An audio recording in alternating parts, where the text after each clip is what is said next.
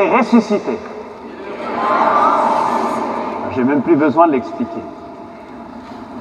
Alors aujourd'hui, vous qui allez être baptisés, vous allez par ce baptême laisser le mystère de Pâques imprégner votre être, votre corps et votre âme, et nous tous qui allons être renouvelés dans cette fête de Pâques, dans la grâce de notre baptême, nous allons laisser ce mystère de Pâques nous réimprégner pour en vivre.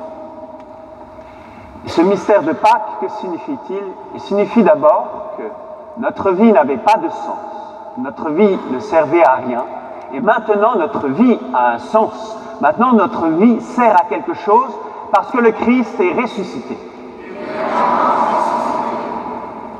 Qu'est-ce que c'est que le mystère de Pâques? Le mystère de Pâques, c'est que dans notre vie, nous avions comme cette incapacité de sortir d'une solitude intérieure, incapacité de vivre en communion. Et ce que nous ouvre le mystère de Pâques, c'est le mystère de la communion des saints. Le fait de vivre dans cette communion d'amour, non seulement avec tous les saints, mais avec le Christ, notre Dieu. Parce que le Christ est ressuscité. Qu'est-ce que réalise le mystère de Pâques? Dieu nous a fait une promesse de bonheur. Et nous ici, nous y avons cru, et vous aussi qui allez être baptisés, vous avez voulu croire, et vous allez le proclamer, à cette promesse de bonheur que Dieu nous fait. Et le mystère de Pâques, c'est que cette promesse de bonheur commence déjà à l'intérieur de nous à se réaliser parce que le Christ est ressuscité. Qu'est-ce que c'est que le mystère de Pâques? Le mystère de Pâques, c'est que quelles que soient les épreuves de nos vies, quels que soient les ratés, les échecs, les impasses totales, ne désespère jamais pour nous, parce que nous savons que le Christ est capable d'ouvrir un chemin dans la mer, d'ouvrir un chemin dans toutes les impasses, d'ouvrir un chemin de vie pour nous, parce que le Christ est ressuscité. Alors je veux expliquer ces 4 points. Le premier, je vous disais, notre vie sans la Pâque n'a pas de sens et ne sert à rien. Et vous voyez bien, et nous sommes suffisamment, comme c'est baptisé, à avoir eu une conversion forte pour savoir que notre vie sans le Christ n'avait pas de sens. Ça ne peut pas être la retraite et les vacances, le bonheur matérialiste qui puisse donner sens et utilité à notre vie. Qu'est-ce qui restera de notre vie si nous avons seulement, comme tant d'autres, essayé de jouir du bonheur matérialiste vide? Quelle tristesse, finalement. Mais maintenant, par ce mystère de Pâques, pour nous tous ici, notre vie a un sens et une utilité, parce que le Christ veut nous faire participants de l'établissement du règne de Dieu dans les cœurs. Il veut que nous puissions participer avec lui au combat contre Satan, pour que puisse s'établir ce règne de Dieu dans les cœurs. Et ce règne de Dieu, ce n'est pas une œuvre éphémère, c'est une œuvre pour l'éternité, pour faire entrer le plus de possible de personnes dans le bonheur éternel, parce que le Christ est ressuscité. Et donc, maintenant, comme baptisés, vous, dans quelques instants, nous avons reçu cette mission qui est donne tellement sens à notre vie, cette mission de pécheur d'hommes, cette mission de ramener le plus possible d'êtres humains dans ce retour vers Dieu, qui est le seul bonheur pour l'être humain, de construire avec le Christ ce monde meilleur qui en fait est construit par Dieu, le royaume de Dieu. Cela donne sens à notre vie et utilité. Et ce retour vers Dieu, comment nous permettons de le faire? Nous avons 2 moyens qui nous sont donnés par le baptême. Le premier, c'est de pouvoir poser des actes pour Dieu à la place de tous ceux qui ne le font pas. Et ainsi, on participe au retour de l'humanité vers Dieu. Et l'autre moyen, c'est par la parole. Un baptisé est celui qui parle du Christ. Et comment ne pas parler du Christ? Parce que quand on connaît ce bonheur du Christ, comment ne pas le partager? Quand on a rencontré le Christ, la grandeur du Christ, la puissance du Christ, la splendeur du Christ, comment ne pas en parler? Et donc, ce mystère de Pâques doit, vous les baptisés de cette nuit, et vous tous qui êtes baptisés depuis le plus longtemps, devenir l'occasion de parler du Christ, non pas d'idées, non pas de croyances, mais de quelqu'un qui est le Christ, notre Dieu. Parce qu'il est ressuscité. Et ce qui donne sens à notre vie et utilité à notre vie, c'est que le Christ a besoin de notre amour.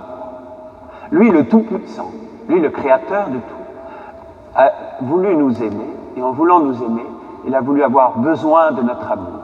Son cœur, sensible et blessé, ce cœur transpercé, cherche, désire notre amour. Il y a quelqu'un qui désire infiniment notre personne telle que nous sommes. Il y a quelqu'un qui désire infiniment notre amour, notre attention, notre regard. C'est le Christ, notre Dieu. Lui, le pauvre, lui qui s'est fait pauvre pour avoir besoin de nous.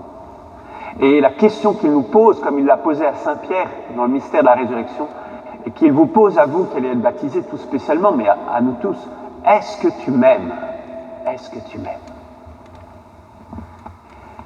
La deuxième chose du mystère de Pâques, c'est que le mystère de Pâques nous ouvre à la communion des saints. Vous savez bien, d'expérience, et surtout ceux parmi nous qui avons vécu une conversion, comme vous les catéchumènes,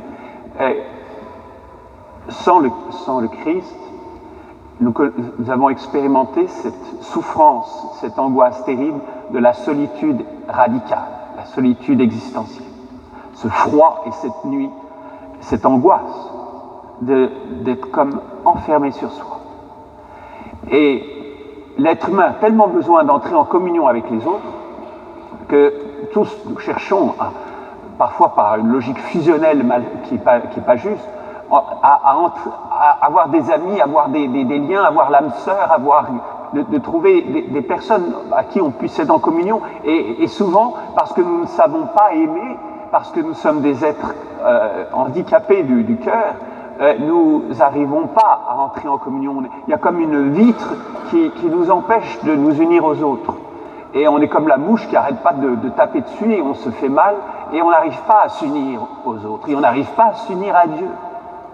Et le mystère de Pâques nous donne cette capacité du Christ, puisqu'il nous unit au Christ, de pouvoir entrer en communion avec le Père, notre Père, et du coup, en communion avec notre Père, avec tous. Et alors à ce moment-là, non seulement on n'est plus jamais seul, retenez au moins ça de votre baptême, un baptisé qui est fidèle à son baptême n'est plus jamais seul. Jamais il ne peut être seul. Et non seulement pas seul parce qu'il y a la présence de Dieu, mais parce qu'il y a cette communion. Et il ne vit plus pour lui-même. Il vit pour cette communion. Il sent cette communion et les grâces qu'il reçoit, il sait qu'il le doit à d'autres. Et ce qu'il fait, il sait qu'il acquiert des grâces pour d'autres. Et il sait qu'il œuvre pour cette communion. Il n'est plus jamais jaloux si on est vraiment habité par la grâce, parce que tout ce qu'a l'autre, c'est aussi à moi. La jalousie, c'est le signe de l'absence de communion. Vous voyez ? Et c'est ça qui nous est donné par ce mystère de Pâques. Voilà, dans un instant, le soleil va se lever, on va voir apparaître les premiers rayons du soleil. Donc il est temps que je m'arrête, je parlerai des deux autres points à la messe de 11h. Voilà. Et parce que maintenant que le soleil va se lever, il est temps de célébrer les saints mystères. Nous allons célébrer le mystère du baptême et de la confirmation, et nous être renouvelés dans ce mystère, et renouveler le mystère des mystères, le grand et saint mystère de l'Eucharistie, cette offrande qui nous met en communion avec le Père, dans ce mystère qui nous fait entrer dans l'amour éternel, qui durera pour toujours, qui ne s'éteindra jamais, et qui est bonheur. Alors entrons, frères et sœurs, dans les saints mystères, en invoquant justement tous ces saints, puisque tous ces saints ne sont pas lointains dans le ciel, par la puissance de la messe et la puissance des sacrements, ils sont là au milieu de nous à chaque messe, et avec nous, ils célèbrent Dieu, notre Père, qui est tout amour.